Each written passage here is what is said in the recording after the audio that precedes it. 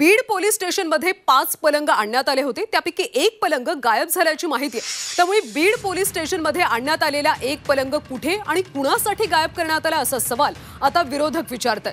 बंदोबस्तासाठी असलेल्या पोलिसांसाठी पलंग आणण्यात आले होते अशी माहिती आहे। त्यावर आता एक पलंग गायब झालेला आहे, त्यामुळे हा पलंग गेला कुठे असा सवाल रोहित पवार यांनी उपस्थित केला। त्यामुळे एक पलंग गेला तरी कुठे असा सवाल उपस्थित होतो।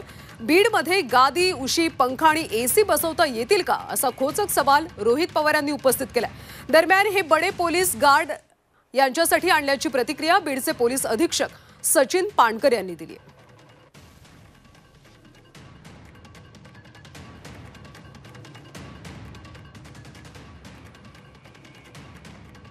बीडमध्ये काल 5 पलंग आणण्यात आले होते, मात्र त्यातला एक पलंग गायब आहे। त्यामुळे हा पलंग नेमका कुठे गायब झाला आणि कुणासाठी गायब झाला असे प्रश्न आता विरोधक विचारतात।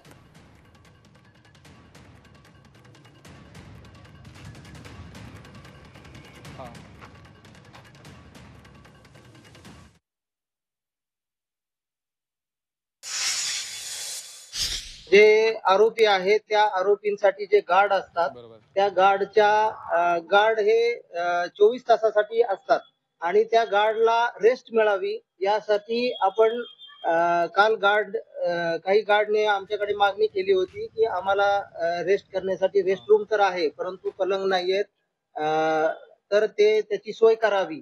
तर त्या अनुषंगाने मी येथील जे प्रभारी अधिकारी आहेत त्यांना मी सूचना केली होती की आपण तात्काळ गार्ड जे आहेत त्यांच्या रेस्टसाठी, त्यांच्या आरामासाठी पलंगाची सोय करावी। तर हे मुख्यालयातून शासकीय जे पलंग आहेत ते मुख्यालयातून आमच्या गार्डसाठी आम्ही इथे आणलेले आहेत।